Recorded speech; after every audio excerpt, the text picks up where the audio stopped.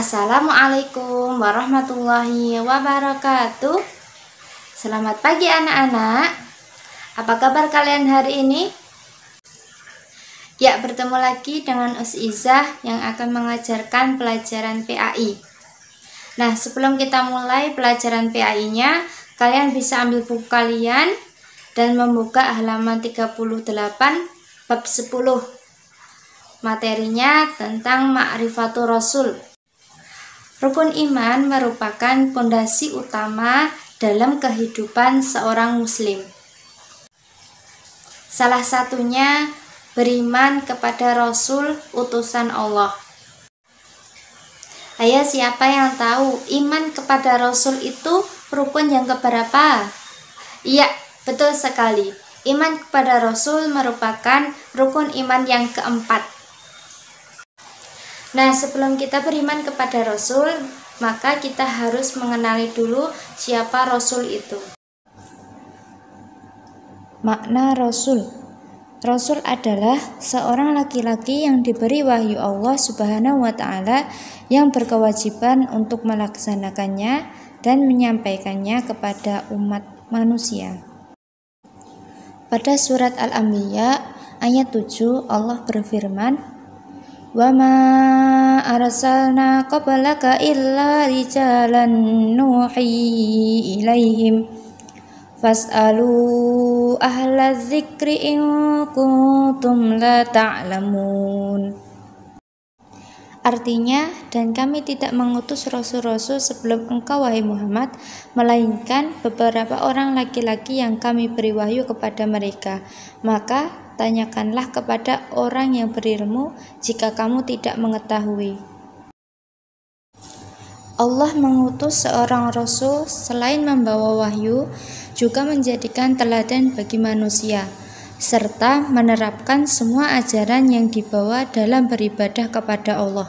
Sehingga seorang rasul yang diutus tentulah merupakan manusia pilihan dengan segala kelebihan sifatnya.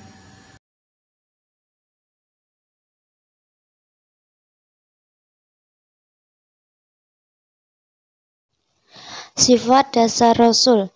Sifat dasar yang dimiliki Rasul utusan Allah antara lain: yang pertama adalah jujur, atau bisa disebut juga dengan sidik. Jujur adalah sifat utama yang harus dimiliki setiap insan, terlebih bila ia adalah orang yang mempunyai tugas untuk menyampaikan wahyu dari Allah, seperti Nabi Muhammad. Setiap perkataan yang keluar dari lisannya, baik ketika berjanji, bercanda, bercerita, maupun bersumpah, sesuai dengan kenyataan yang ada. Tidak hanya pada perkataan, tetapi juga dalam hal perbuatan. Maka tidak mungkin Rasulullah memiliki sifat kizib atau berbohong. Sifat yang kedua adalah cerdas, bisa disebut juga dengan fatonah. Nah, soleh-solehah, salah satu sifat yang dimiliki Rasul adalah cerdas. Kecerdasan ini sangat dibutuhkan dalam bertugas memimpin umat manusia. Orang yang cerdas biasanya lebih cepat memahami dan menerapkan ajaran agama sesuai dengan syariat yang ditetapkan. Dan kecerdasan ini dapat menyampaikan pesan dengan sangat baik. Tugas yang dilaksanakan Rasulullah sangatlah berat dan sulit, sehingga membutuhkan kecerdasan dalam melaksanakannya. Maka tidak mungkin Rasul memiliki sifat baladah atau sifat bodoh. Nah, soleh-solehah, Ustazah mau tanya nih, apa yang bisa kita lakukan agar kita bisa memiliki sifat cerdas seperti Rasulullah? Ada yang tahu? Iya, Ustazah kasih tahu ya.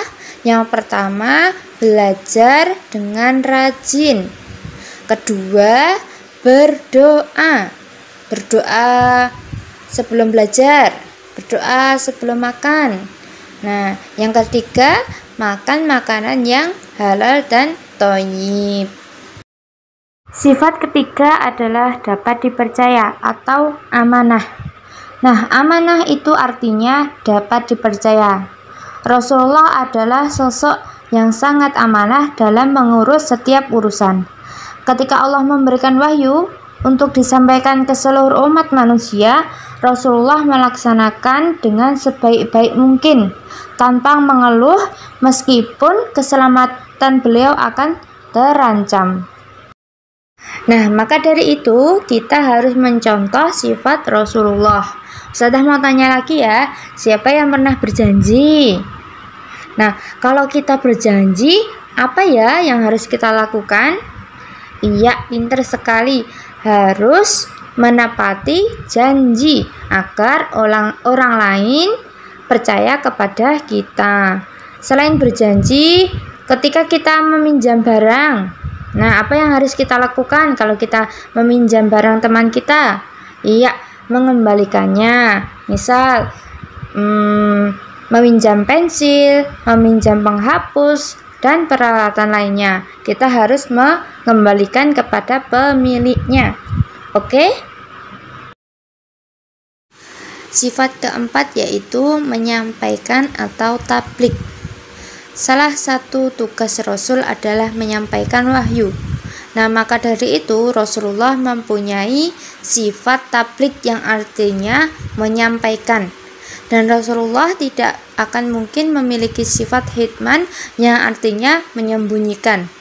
Rasulullah mempunyai kewajiban menyampaikan seluruh ajaran agama Islam secara menyeluruh, dari mulai hal yang besar sampai dengan hal yang kecil. Tidak ada yang dikurangi maupun ditambahkan, meskipun Rasulullah mendapatkan tekanan dan ancaman dari musuh-musuh Islam. Sebagai umat Islam, kita harus mencontoh perilaku Rasulullah. Contohnya, ketika kita diamanahi oleh guru kita untuk menyampaikan pesan kepada orang tua kita, maka kita harus menyampaikan dengan sebaik-baiknya. Contoh yang lain, ketika kita dimintai tolong bunda untuk memberikan barang ke tetangga, maka kita harus amanah. Kita sampaikan terlebih dahulu, kemudian baru melanjutkan aktivitas yang lain. Rasul dan mukjizat yang Allah berikan. Nabi Muhammad SAW termasuk orang yang mendapatkan gelar Ulul Azmi. Nah, Ulul Azmi merupakan gelar yang diberikan kepada para nabi dan rasul yang memiliki ketabahan yang luar biasa dalam menghadapi setiap ujian. Mukjizat diturunkan kepada para nabi dan rasul sebagai saksi akan kebenaran wahyu yang diturunkan kepada mereka. Mukjizat yang diturunkan kepada Nabi Muhammad adalah yang pertama, Al-Quran. Al-Quran merupakan mukjizat sekaligus wahyu yang diturunkan Allah kepada Nabi Muhammad saja, bukan yang lainnya. Al-Quran juga bukan merupakan hasil buatan Nabi Muhammad, melainkan wahyu dari Allah. Mukjizat yang kedua yang diberikan kepada Rasul adalah air yang mengalir dari sela-sela jemarinya.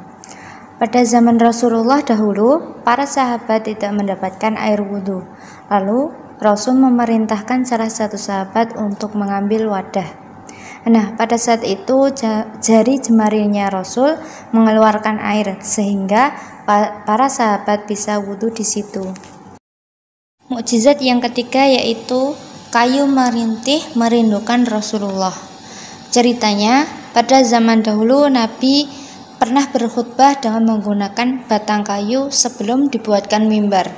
Nah, setelah menggunakan dan berpindah di mimbar, batang kayu itu merintih hingga Nabi Shallallahu Alaihi Wasallam mendatanginya, lalu memangkunya hingga batang kayu itu pun diam.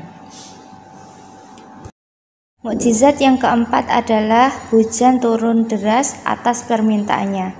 Di suatu hari, ketika datang paceklik di masa Rasulullah, datanglah seorang badui. Di saat itu Rasulullah sedang melakukan khutbah Jumat. Seorang badui tersebut mengadu kepada Rasulullah yang mana hartanya rusak dan keluarganya kelaparan.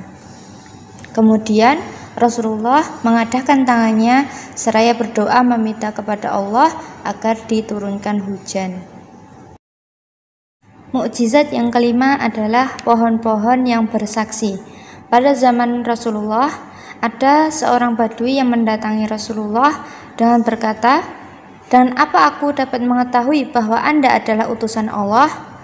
Lalu Rasulullah menjawab, "Jika aku dapat memanggil pelepah kurma itu, apakah Anda akan percaya kepadaku?" Lalu badui itu menjawab, "Ya." Kemudian beliau memanggil pelepah itu. Nah, pelepah itu pun melompat menghadap beliau. Beliau bersabda, "Kembalilah." Kemudian pelepah itu kembali ke tempat semula, dan orang Badui itu akhirnya masuk Islam. Mukjizat yang keenam adalah bulan yang terbelah. Nah, pada saat itu penduduk Makkah meminta Rasulullah menunjukkan satu tanda kekuasaan Allah. Maka diperlihatkanlah kepada mereka terbelahnya bulan menjadi dua bagian. Itu tadi sedikit pembelajaran dari Ustazah. Semoga bermanfaat untuk kita semua. Ustazah akhiri sampai di sini. Akhirul kalam. Wassalamualaikum warahmatullahi wabarakatuh.